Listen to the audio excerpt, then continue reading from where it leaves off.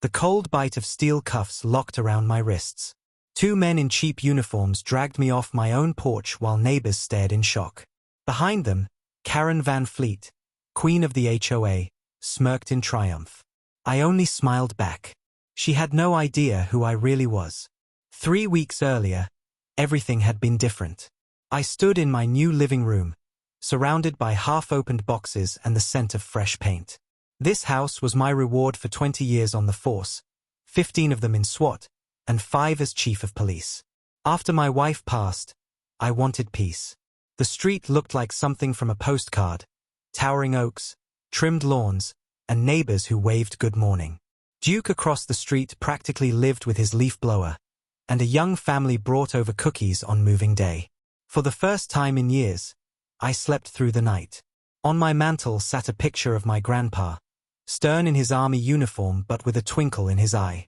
He'd taught me how to shoot, how to fish, and most importantly, how to spot a liar. He always said, "Order exists so good people can live in peace, not so petty tyrants can feel powerful." I thought I'd finally found that peace. But peace has a way of attracting storms. And mine began with a single slip of red paper. It was tucked under the wiper blade of my pickup truck. Bright red, bold letters, violation notice. According to the Oak Street Homeowners Association, my lawn was 1/4 of an inch too high. Fine, $50. Signed, Karen Van Fleet, HOA President. I looked at my lawn. Perfectly trimmed. I looked at my neighbor's lawn. Identical. My gut tightened. This wasn't about grass. The next day, I found another notice. This time for my trash can being visible from the street 3 hours after pickup. $75. Total owed, $125. And then I saw her. A sharp-featured woman with a clipboard and a haircut you could level a picture frame with. She looked straight at me and smirked. The smirk of someone who believed she ruled this block. My grandfather's words echoed in my head. Never let a weed take over your garden. Karen Van Fleet wasn't just a weed. She was testing to see if anyone on this street would push back. She had no idea she'd picked the wrong yard. I drove to the county clerk's office, a marble building that smelled like dust and paper. At the counter, a tired woman squinted at her computer. Name of the HOA, she asked. Oak Street Homeowners Association. Click. Pause. Frown. There's no record of an HOA by that name. Not in this county. I asked her to search variations, Oak Street Community, Oak Street Neighbors. Nothing. She checked the state registry. Still nothing. Finally, she looked up at me and smirked, the way only a clerk who's seen it all can. Ah, one of those.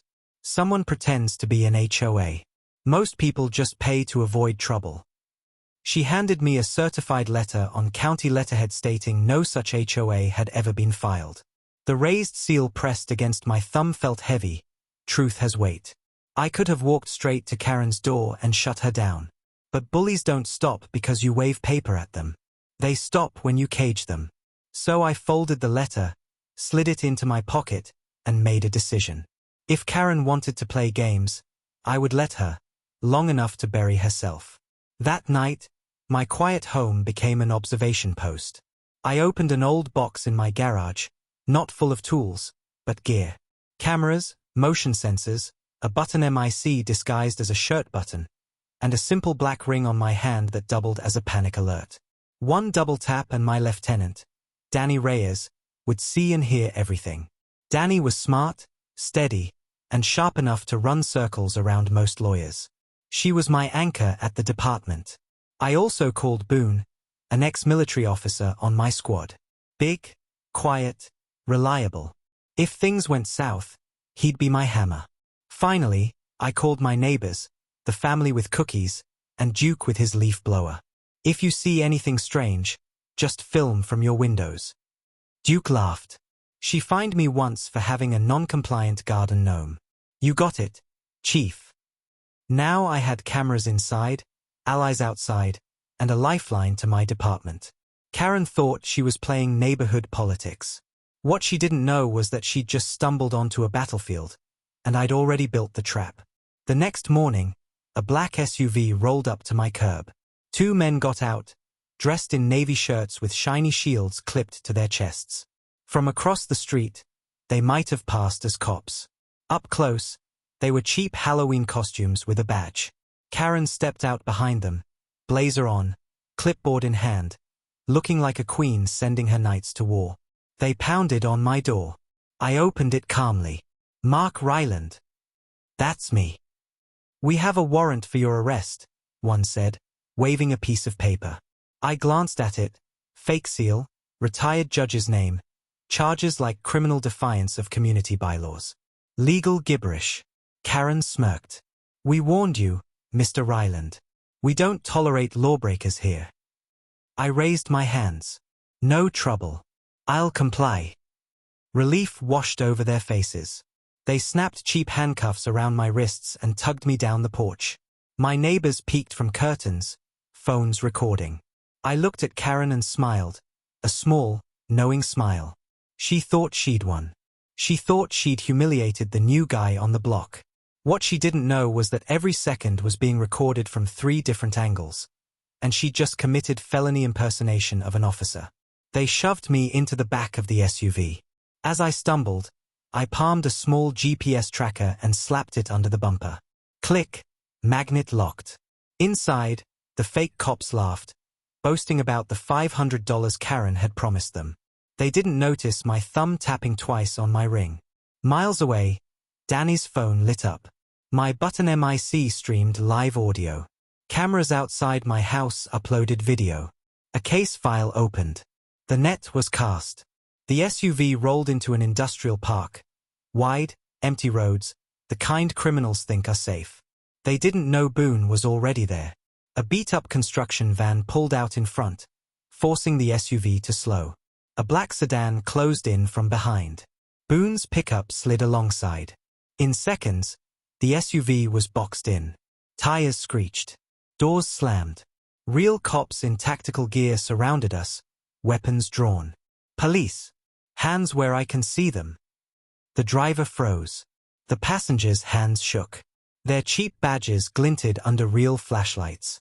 An officer yanked the door open, cut my cuffs, and asked, "You okay, Chief?" I stepped out, stretching my wrists, and faced the 2 imposters pinned against their hood. They wanted a perp walk. Instead, they got a felony takedown. The SUV gave up its secrets quickly. Stacks of red notices, fake badges, bundles of cash labeled with addresses. Worst of all, a burner phone with texts from K-Boss. The number traced directly to Karen Van Fleet. We followed the trail to a storage unit. Inside, filing cabinets stuffed with victim files, a commercial printer, forged documents, and thousands in extortion money. She'd run fake HOAs in multiple neighborhoods, bleeding people dry with threats and fake liens. That night, Karen held a board meeting in her garage. We surrounded the house. I could hear her voice through a directional MSC. Our little problem should have been taken care of by now. I signaled my team. We kicked the side door open. "Police. Nobody move." Her board members froze. Karen shrieked, tried to run, and shoved Boone. Bad mistake. He didn't budge. I cuffed her wrists myself. "Karen Van Fleet, you're under arrest for fraud, extortion, impersonation, and racketeering." She glared at me, spitting, "I'm the HOA president. You can't do this." I leaned in. "Tell it to the judge." In court, the evidence stacked higher than her fake notices. The judge called it a campaign of intimidation against her own neighbors. Her sentence, 15 years in federal custody, restitution to every victim, and a lifetime ban from any HOA. Her hired muscle pled out, one on firearms charges, the other for impersonation. They'll serve years. But Karen, the so-called queen, lost everything. Her SUV, her money, even her clipboard empire. Restitution checks went out. Neighbors who'd moved away got refunds. Copycat HOAs across the county crumbled overnight. A month later, I sat on my porch with a cup of coffee. The street was quiet, kids laughing, Duke mowing his lawn, no red slips tucked under wipers.